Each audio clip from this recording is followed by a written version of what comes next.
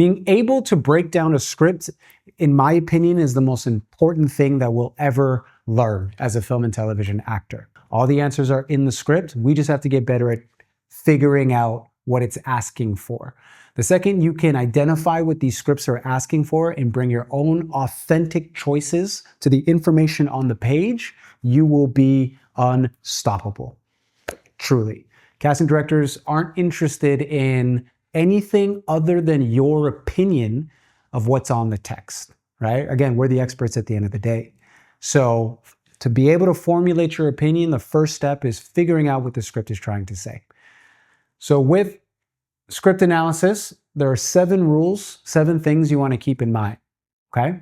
Out of those 7 things, we have reading the sides. You pick up a script, first thing you want to do is read the sides. You want to read the sides a minimum of 3 times over from 3 different perspectives.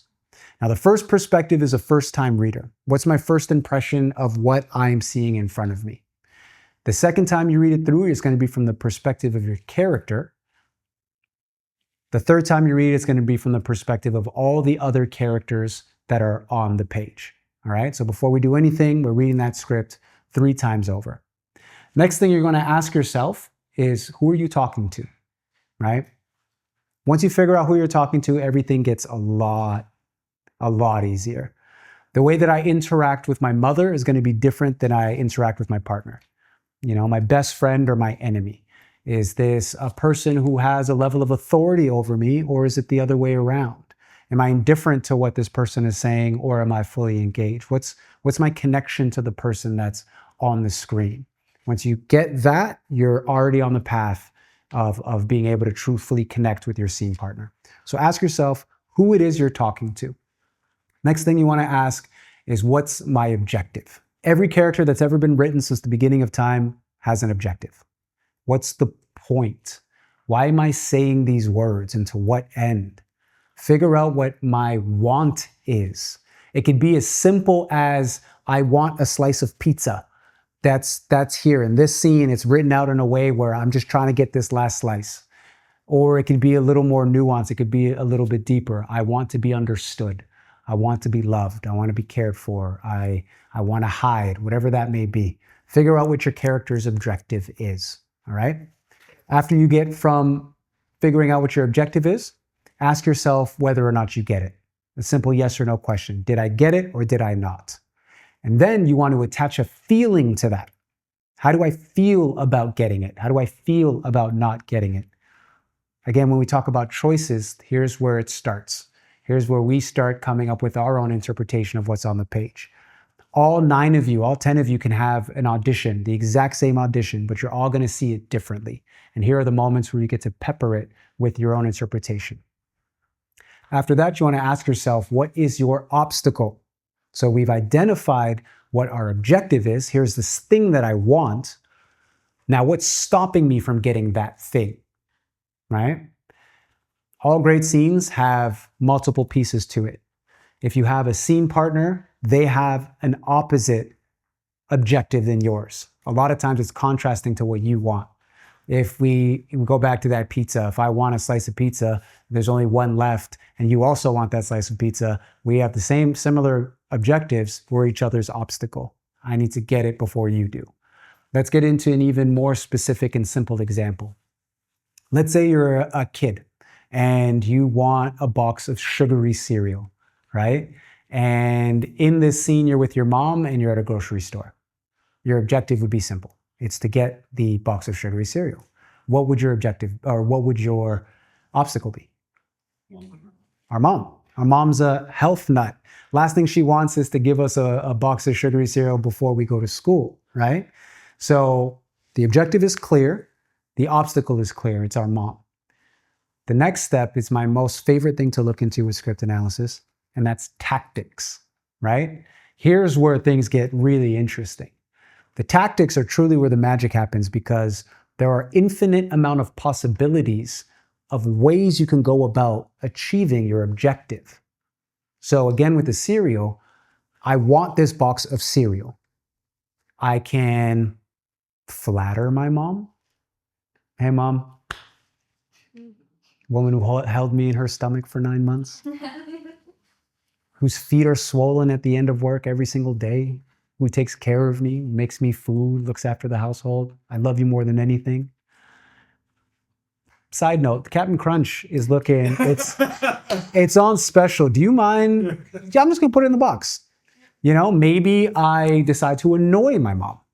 You know, right? Maybe I'm one of those kids that's a little dickhead and I make a tantrum. I'm screaming, I'm kicking things, get cereal. And my mom's mortified. She's embarrassed and then concedes to me. My mom would never, by the way. But, you know, or maybe I bargain. Hey, Mom, how about this? I know you don't want me to get the Captain Crunch, but how about for a full week, I'm going to do the dishes, not just for dinner. I'm talking breakfast and lunch too. That's 7 times 3. That's 21 times I'm going to do the dishes. All week, if you spend $4.99 and grab me this box of cereal, what are your thoughts? So already these tactics are completely different from one another, and it's going to pepper the way that I perform my audition. So again, all of you guys could have the exact same audition, but it's in your choice of tactics of getting your objective that's going to make all of your auditions uniquely your own. So really pay attention to tactics. How are we going about getting what we want? And then after you've gone through all of that, you've already broken down your breakdown, you've looked at the project synopsis, character synopsis, network, tone, casting, you've done all the work we've already gone through. Now we've gone through reading the sides 3 times from 3 different perspectives. You've asked yourself who you're talking to. You've figured out what your objective is. You have an emotion attached to whether or not you've received it. You've identified what your obstacle is. You've identified what your tactics are, multiple options of ways you can go about achieving your objective. After you've done all of that work, then you start memorizing. All right? And at that point, you'll be shocked at how much of the lines are already in you. Memorizing lines is damn near the hardest thing actors are trying to figure out. You have 2 days to be able to do your job. I got to get these words in my mind, and I have to be believable enough to say them on camera. And depending on the size of the opportunity, you find a lot of the times you're just trying to get the words down. And you're not doing all of this script analysis. You're not breaking down your breakdowns. You're shooting yourself in the foot by doing that, right? By preparing in this sort of way, by doing this type of script analysis, you already have a deeper understanding of what's on the page before you've even started memorizing. But I understand how difficult memorizing can be. There's a couple of things that I do that I find to be very helpful. Somebody once taught me that if we were to imagine our mind, our brains, as a freshly paved road, first thing in the morning when you wake up, fresh tarmac, the paint is perfect, everything is aligned. And as you go on throughout your day, it becomes a little bit more cracked, and then a little bit more, which leads to potholes, because we're using our mind with all the tasks that we have to do, all the new faces, all of the work we have to do in a day, of taking care of our family, our kids, going to our jobs, that by the time the end of the night comes, it's a dry, cracked desert road. And we need to sleep to refresh and start new every single day. The brain is more susceptible to new information first thing in the morning. So whenever I get an audition, I make it the first thing that I'll look at. And I like to break it up into sections. So I used to look at auditions where I would pick up the sides and I wouldn't leave until I got it down. That would take hours. That would take an obscene amount of time. This way is a little more simple. First thing I'll do when I wake up in the morning, again, the freshest, the most I'm able to absorb new information, is I'll grab my sides and I'll have it with my morning coffee, 15 minutes. No more than 15 minutes is all you really need. But in that 15 minutes, it has to be deliberate and focused attention. No laptop out, no phone out, unless you're looking at your sides through your phone. Airplane mode. I'm talking full undivided attention for 15 minutes. Then I leave it alone. I'll pick it up later on in the day when I have a little bit of a break, and I'll give another 15 minutes. And then I'll leave it alone till the end of the night, and I'll make it the last thing that I see for 15 minutes. All in, you're looking at 45 minutes of working on your sides. I guarantee you, if you do that and you wake up the next morning, you're damn near all the way there. And when you have 2 days in between audition due dates, if you do that 2 days in a row, you're laughing. You're never stressing out about your lines. It's never overwhelming. And then when you get your lines down to the point of which you know them front to back, left to right, up to down, You're able to be free. You're able to really do the actor thing in front of the camera. As we've seen, the camera catches everything. This is our frame and that's it. If you're searching for your lines, the camera catches it. It's in the eyes, always. You're instantly unbelievable in what you're saying. So, script analysis, break down your breakdowns, then get into your lines. And I challenge you all not to hit record until you are more confident than you've ever been that you can say these lines believably. Because again, incredibly competitive what we're doing. These opportunities that we get to actually audition show up in a way where if everybody is just as talented as you, because like we have to have an almost delusional belief in our own abilities, right? Because we're pursuing the impossible thing. We're doing that thing that's incredibly hard. But I believe that I'm talented enough to pursue this. I know that in my core, and that's why I'm going to go do it. No one's going to tell me any different. I believe I have that thing, right?